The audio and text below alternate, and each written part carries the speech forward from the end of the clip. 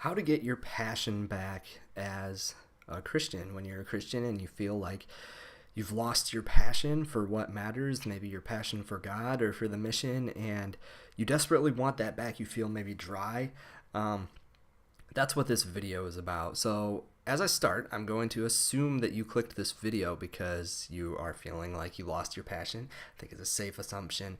And I want you to ask yourself, what is it about yourself that indicates to you that that passion is not there anymore, that there should be something there ought to be something there that isn't. So how do you know that?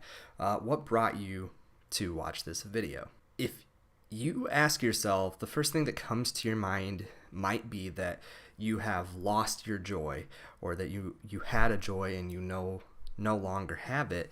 And I would definitely agree with that sentiment that that is very likely the case, that you have lost some joy and that you don't have it. And by the way, as I make this video, I'm not speaking down on you. Most of the elements of this video, or the way that I've learned some of this stuff, is because I have been exactly there. So I'm actually speaking from the perspective of somebody who has had to learn this lesson multiple times. So some of you may have said that you lost some joy. Others of you may have said that you are feeling sad. You would kind of think that's the opposite of joy, feeling sad. If that was your answer, I want you to think for a second and ask yourself, and maybe it is the case, but is that really the case? Have you really been feeling sad? Because the reason I challenge that one is because I think many times when we have lost our passion, it isn't because we are feeling sad. It is because we are feeling apathetic, and there is a big difference there. So are you feeling sad, or are you feeling apathetic? Now, the reason I made such a big deal out of the "are you feeling sad" thing, and hang with me here through this, is I think one of the main reasons, from what I can tell, the best way to get your joy back is to be sad. From what I can tell, one of the best ways to get your passion back is to be broken. Now, you might be thinking, like, what in the world are you talking about, Caleb? This does not sound or seem right. Hang with me for a second, okay? If you look at Matthew 5:4, you're in the Beatitudes if you're there. And the ESV version reads, "Blessed are those who mourn, for they shall be comforted." And there's a lot more in that chapter if we look. "Blessed are the poor in spirit, for theirs is the kingdom of heaven. Blessed are those who mourn, for they shall be comforted. Blessed are the meek, for they shall inherit the earth. Blessed are those who hunger and thirst for righteousness, for they shall be satisfied. Blessed are the merciful, for they shall receive mercy. Blessed are the pure in heart, for they shall see God. Blessed are the peacemakers, for they shall be called sons of God. Blessed are those who are persecuted for righteousness' sake, for theirs is the kingdom of heaven. Blessed are you when others revile you and persecute you, and utter all kinds of evil against you falsely on my account. Rejoice and be glad, for your reward is great in heaven. For so they persecuted the prophets who were before you." So there's a lot of things that seem like they contradict here. It's saying you're going to mourn, but you're blessed. And later it's saying rejoice. If you're mourning, rejoice. And these things tie together really well, and there's a really important distinction to make here, because although a lot of these things seem contradictory, I think that we are blessed when we are all these things, and that this is part of the path, and part of the way that we have passion and joy is from the things that we read in the Beatitudes. So instead of starting by telling you how to get your passion back, I am going to start by telling you how to lose your passion and how to not have any passion and how to not feel anything and be completely apathetic. So first up on my list is fill every single waking moment and all of your energy and everything you have in you time-wise with a bunch of stuff that consumes everything you have to give. It may be work, it may be school, it may be making videos, it may be a hobby. If you put so much passion into that and so much energy that it drains you. Now, I'm not saying don't go to school. I'm not saying don't work. But I know all too well that it is incredibly easy to become so consumed with getting that homework done or bringing home that paycheck that we need to pay the bills, that you start to lose focus on everything else around you. You start to become fixated on only certain things in your life, and you're no longer seeing the rest of life that's around you. And it makes you start to feel numb when that happens. Second on my list of ways to lose all your passion is to focus all your energy on being happy. So you're finding that, hey, I don't feel happy. What can I do to feel happy? Maybe I need to go on a walk. Maybe I need to buy this new thing. Maybe if I had this video game that I could play. Maybe if I hung out with friends. Maybe if I go to this party. Maybe whatever. And I have tried to be happy with all sorts of things like those things too. And if you become fixated on your happiness, you're very likely to pursue those things. And I think that's one very likely step towards losing your passion. Once again, I'm not saying don't be happy. I'm not saying don't go do those things, but don't become so fixated on your happiness that you stop seeing everything around you. The third one, and maybe the big one, is if you ever start to feel uncomfortable, and this is how you lose your passion once again, if you ever start to feel uncomfortable, if you ever start to feel an emotion in you that is maybe difficult, or you see something that is hard to cope with, maybe somebody standing with a cardboard sign on the side of the street, maybe it's something you see on TV in the news, maybe it's something you hear about a friend who is sick or a friend of a friend and their GoFundMe page. And as soon as you start to feel something, you go, oh, that's terrible. And then if you want to lose your passion, pull out your phone, get on Facebook, start looking at something, put in your headphones, start watching Netflix, do whatever you can to avoid feeling that way. Because in your pursuit of being happy, it seems like it would just be damaging to let yourself get down at every single thing. You know what I mean? So if you want to lose your passion, then just start numbing yourself with everything around you. So these are the steps I would follow if I wanted to stop feeling anything. Now, it may seem like I'm being sarcastic or judgmental here. That is not my intention. I am just trying to point something out here because I think it's all too relatable.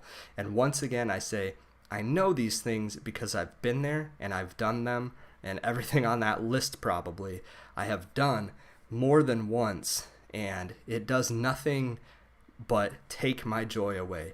In the pursuit of being happy, a lot of times you don't find that happiness. In the avoiding of things that are difficult, oftentimes you find that your joy is disappearing, and instead of avoiding it, you're like becoming more apathetic and deep down more sad.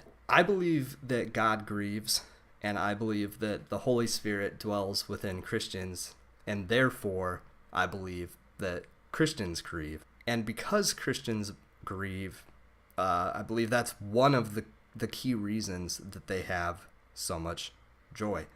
Now, I'm not trying to confuse people here, and I'm not talking, when I say this, about meaningless depression. I'm not talking about being sad about everything, being depressed about everything. I have a video about depression. Watch that. If you're feeling depressed, I'm not saying, hey, you need to feel depressed, or hey, you need to look for ways to feel horrible if you want to be a good Christian, or you need to punish yourself. If you're feeling happy, then you need to be anxious about that. That is not at all what I am saying.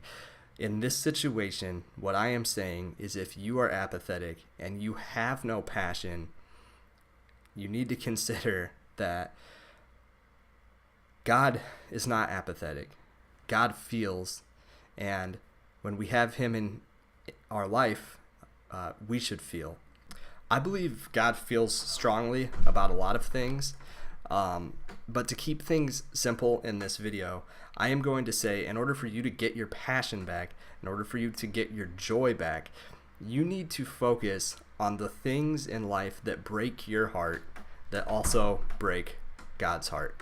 So, a few examples so that you might know what in the world I'm talking about. Maybe what breaks your heart is people who say that they're Christian, proclaim God, but show no love.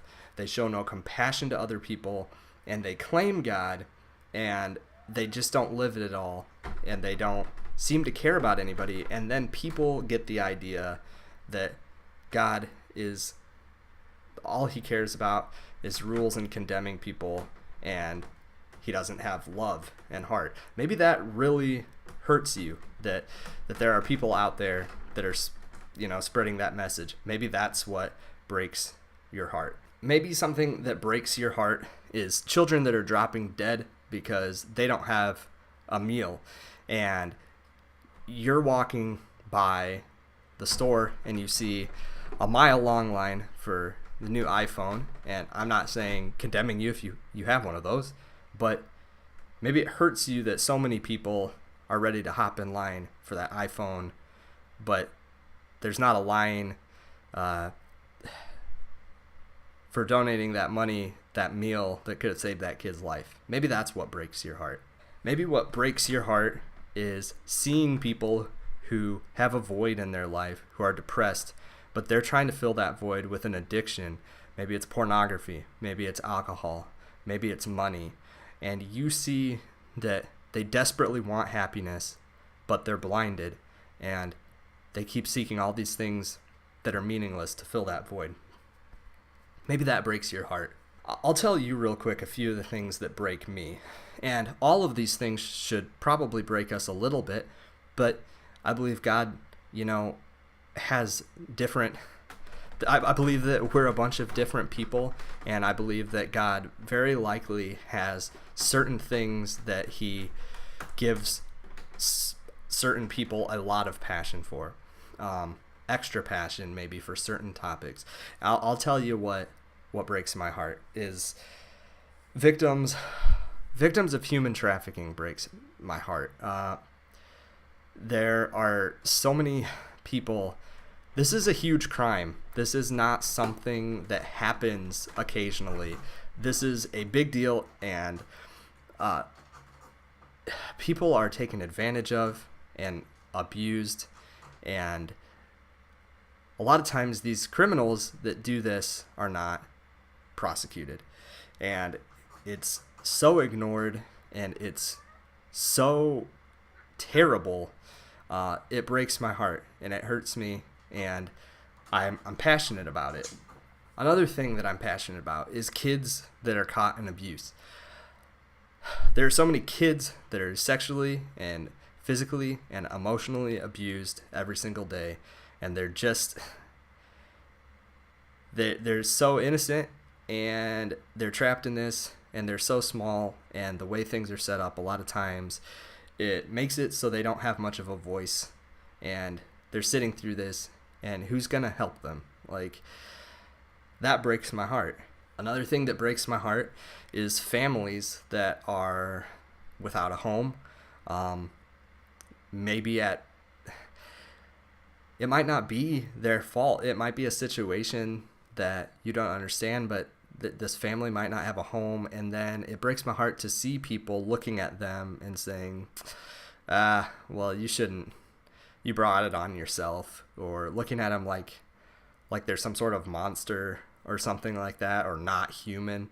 That hurts me. It really bothers me. With that being said, those are all the things that break me. But I have a decision to make in life about whether or not I'm going to focus on these things. Now, I will tell you that it is completely possible for all of these things to hurt me, to break my heart. They make me sad. I've lost sleep over some of these things, and it is very possible for me to push that out of my mind and push something else into its place. Maybe it's a TV show. It's something as stupid as a TV show. Maybe I can push that in my mind and push one of these things out so I don't have to feel it anymore. Maybe it's school. Well, I don't have time to think about these people. After all, I have this project and this project and this project and this project. I don't think school is bad, but I think that is bad. And I've done it before many times. And I think it's all too common that something like this happens. So I have a decision whether I'm going to focus on these things or not. So how do I focus on these things? Well, I'll tell you one thing. I'm blessed to be able to work at a shelter, work with homeless people, work with homeless children, and that is awesome. Not all of you can do that, but what you guys can do is volunteer. You can look in the news. You can you can get involved. You can find websites. There's stuff you can do. You can donate your money. You can put this towards the front of your attention, because if this is something you're thinking about, it's more likely that it's something you're going to talk about, and it's going to spread awareness for this, and it's more likely that you're going to do something, and other people, the fire's going to get lit in them to start doing stuff. It's when you stop caring that really nothing is going. What kind of progress is going to be made if you're never thinking about any of these things that matter, that I believe grieve God's heart, and if we have God's heart in us, ought to grieve us. Now, it's worth taking a second to say, because I know some of you guys, and some of you guys might be saying, well, nothing breaks me. There's nothing that breaks my heart. There's nothing that I'm passionate about like that. I think it's cool that you have that, but am I even a Christian? Because I don't feel anything like that. I don't think that it's that you don't feel anything like that. I think that it's very, very, very common in our culture to live a lifestyle where we are numbed by comfort. It is very, very easy to get through a day without facing any of these problems, without thinking about any of these problems. You can easily eat all 3 of your meals, occupy an entire day with productive activities, and go to bed and wake up the next morning doing the same thing and never think about these things. Super easy. You can laugh, you can have fun, and these things never cross your mind. We live in a way where it is easy to be comfortable, but that doesn't mean that it's good to just live in comfort all the time. So I recommend doing your research on these things, reading articles on these things, watching videos. I am not endorsing it, whatever. I won't even put a link in the description or whatever so that I can get a cut or anything like this. But I will tell you guys, one thing that really helps me is I got Audible, and listening to audiobooks, Christian audiobooks about these passionate subjects. It just brings so much information to your mind that it makes it hard not to care, hard not to think about these things and want to act on them. There's lots of music too. I also listen to lots of Christian music lately. I've been listening to a lot of like Lecrae and Andy Mineo and stuff like that. That have listening to that music oftentimes builds up a passion in you, and I recommend doing stuff like that, and then seeing how you feel. Maybe you're just not aware that it's there. Maybe there is something there, but you've fallen into the trap of being so comfortable that you don't see it. So I'm going to leave it at that. I hope that there's not any misunderstandings in this video. I am not telling you that you need to be sad all the time. I am not endorsing that Christianity is a religion of depression. All I am saying is that Christianity is, in order to be a Christian successfully, you have to be able to feel. And if you're not feeling and you don't have passion, it might just be because you've filled everything up in your life so full with other things that you don't have time to point your eyes towards the things that break God's heart. And if you're not doing that, I think that it's very easy to say, what do I even do? Like, I pick up my Bible and read it. Why don't I feel anything? I don't believe that being a Christian is a stagnant thing where you do whatever you do and say your prayers, read your verses every day, and then live exactly like everybody else. And that's what makes you a Christian, and you'll be happy with that. I don't think that that's the case.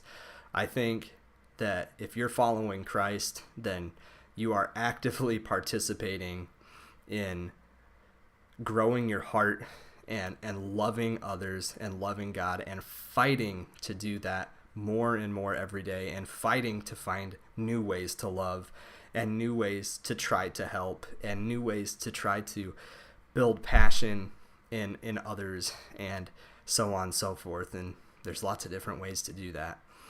This is kind of a complicated topic. I don't mean to bring anybody down with it, but I hope that it helps you guys out.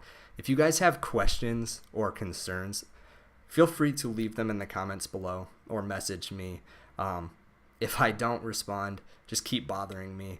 A lot of times it is hard to get lost in all those messages. But I do care, and I hope that this makes sense, what I'm trying to say versus what maybe I am saying. As always, listen to what God has to say, not what I have to say. But I hope that thinking about these things helps to put you on a path so that you can get that passion back. I love you guys very much. I hope to hear from you guys, and I hope to see you around here next time.